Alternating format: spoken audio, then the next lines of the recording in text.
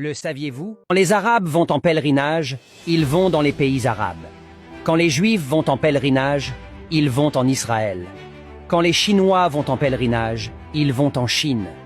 Quand les Indiens vont en pèlerinage, ils vont en Inde. Quand les Occidentaux vont en pèlerinage, ils vont en Occident, Vatican.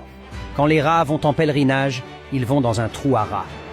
Mais quand la majorité des Africains vont en pèlerinage, ils vont à la Mecque, en Chine, au Vatican, en Inde, en Israël, etc. Aucun Juif, aucun Chinois, aucun Européen, aucun Indien, aucun Arabe, même aucun rat ne vient en pèlerinage en Afrique.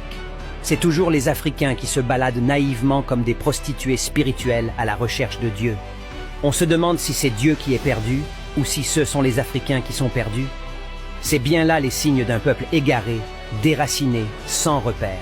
L'embrouille, la confusion, la fuite identitaire, la diabolisation de sa culture et tradition, la célébration des ancêtres et traditions des autres, la haine de soi et de ses frères, l'amour pour les étrangers, etc.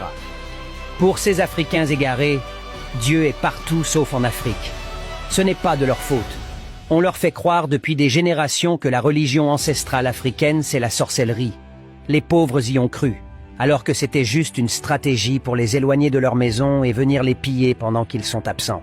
Pendant qu'ils font le tour du monde, en pensée, en parole, par action et par omission, à la recherche de Dieu.